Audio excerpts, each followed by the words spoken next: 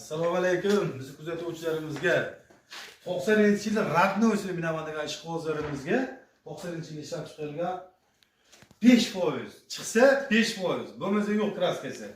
Mashinamiz o'ta kurtoy mashina. Motor korobka ходовой holatiga-ku umuman ishi yo'q mashinamiz. Kapotchani ham bitta ko'rsatib o'tib mashina bir urilgan defekt yo'q. Motor korobkalar ходовойлari o'ta go'zal holatda. Tomlari qarang. Uch ketgan bu Radnoy mashinamiz. Narxi ham qimmat emas. Hozir bittasini sotdi, Andijonga ketdi, xudo xohlasa chiqarib rangidagi Andijonga ketib qoldi. Video syomka chiqara olmay qoldi. Men kapotchani mo'yloblarni ko'rsatay. Mo'yloblar turibdi mana. Satsikrroq.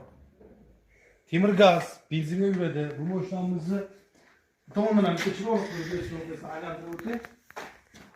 Hech qanaqa kamchiligi yo'q mana kapotlari. O'sha uchib ketgan kapotlar. Oldin mo'yloblardan turibdi. Bu so'bkalari temir.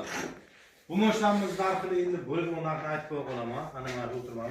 $1650 bo'lsa, mana shu mashinamiz beramiz. Nodirbek aka, $10 turibmiz. Ikkinchi filialimizda hozir raqamlarni qoldiramiz. Bizni kuting. Bizda bundan ham zo'rlarni chiqaramiz. Hozir yana ozgina aka bundan zo'rini, bundan Radnoyni chiqaramiz. Yuradim deganlarga davet qilib ko'rsatib qo'yaman.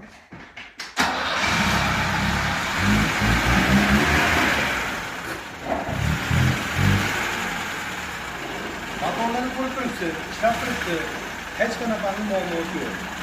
Biz kuzatishda davom etamiz.